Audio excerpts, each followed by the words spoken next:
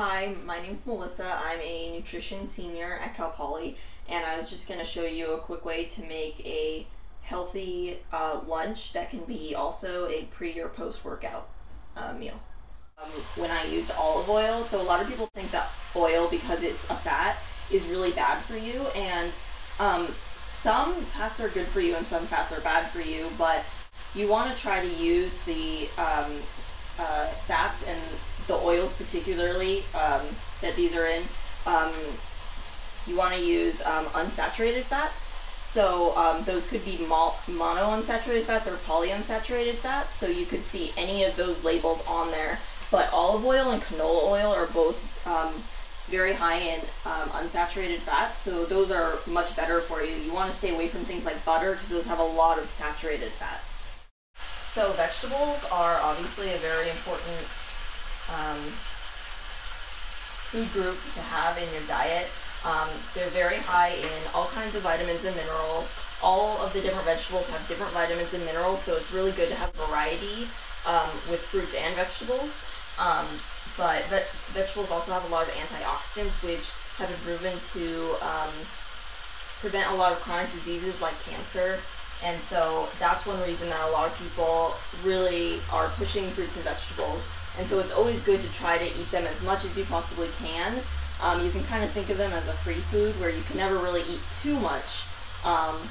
And so that way, if you're really hungry, you can always add more vegetables to it. And that's a way to kind of fill yourself up more without eating too much of the things that are worse for you. Now, I used frozen vegetables with this, but you can also use fresh or even canned if you want. I think in this setting it would be better to use frozen or fresh just because they'd probably be better consistency. But if you don't have a lot of fresh vegetables on you all the time, frozen or canned are a good option just because it's better to have some than not have any at all. And then I'm just, as you go on, you want to just keep checking the chicken, and once it seems like it's about half done, you kind of want to turn it over. And you can turn it over as many times as you want, but it just depends on your preference whether you want to turn it over sooner or later.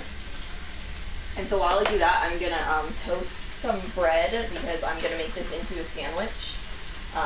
And you don't have to toast the bread if you don't want to, but sometimes it's just nicer to have that. And I'm also using whole wheat bread as our sandwich because whole wheat and whole grains in general have a lot more fiber and a lot more vitamins in them actually.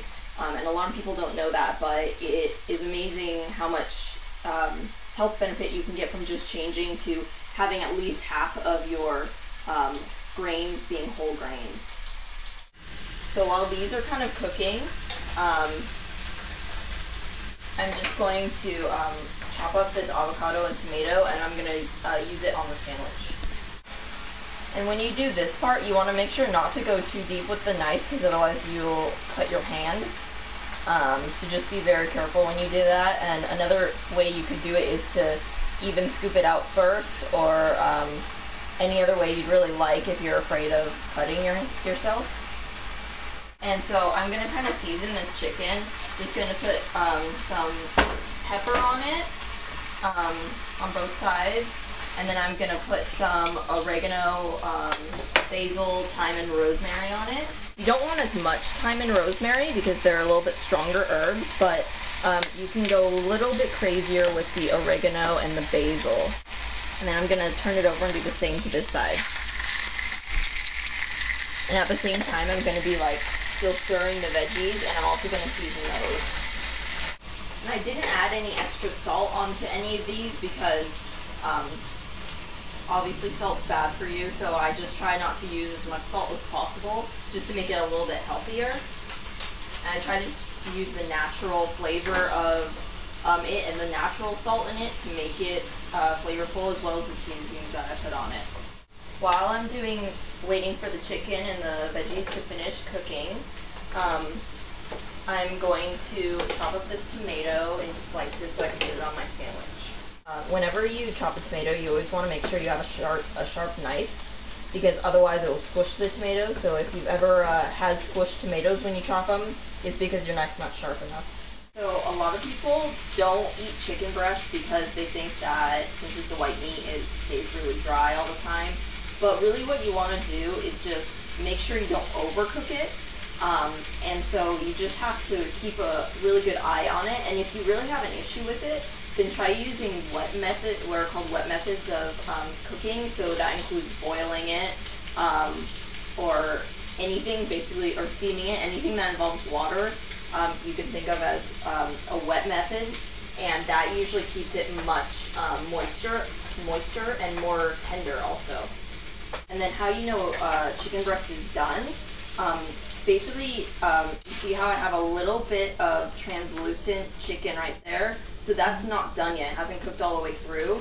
So you want to first look to see, make sure that it has no visible pink on the outside, but also once you think it's done, you should cut through it to make sure there's no pink on the inside either. Okay, so I picked chicken as a protein because it's always great to have a good protein after or before you work out.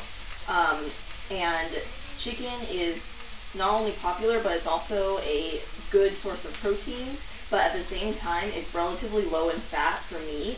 So if you had something like beef, that is actually a lot higher in fat. And so if you're worried about health, it's much better to go with chicken, or even turkey would be really good. It's also very low in fat.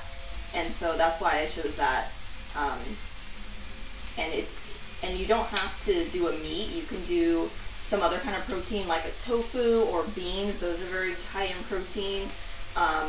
Or even milk and cheese both have protein in them. So if you are a vegetarian or something, you have all those other options as well. So I'm going to cut this open now just to kind of see how close it is to being done. The better you get at cooking chicken, and the more you cook it, the better you can kind of gauge how far it is done. But just to kind of show you, I'm going to cut it open to show you how pink it is or isn't. So you want to cut it through the thickest part because that's always going to be the pinkest. So if you can see, I would cook it just a little bit longer, but that's pretty done, and it still looks relatively juicy and not dry yet, so that's perfect. So right now I'm going to put the bread over here onto a plate, and I'm going to start putting the vegetables on it just to get them out of the way.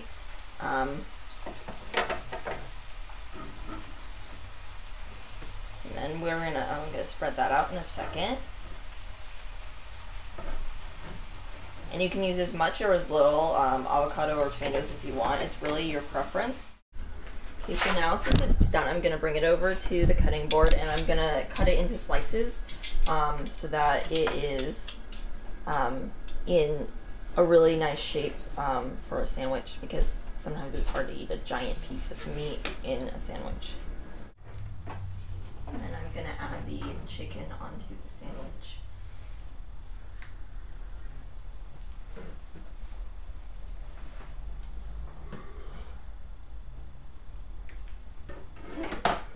And so I'm going to add a little bit of cheese onto it. You don't have to do this, and if you want it to be a little bit lower fat, you can not put the cheese on it, but just because I really like the cheese, I'm going to do it. There we have it. Here's our sandwich, and then I'm just going to put the vegetables on the side.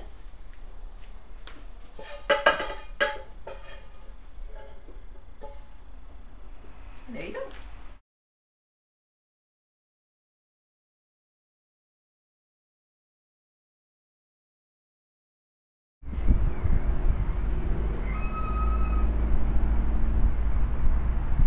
Yeah, I would totally eat this after a workout. It's really good. I like that.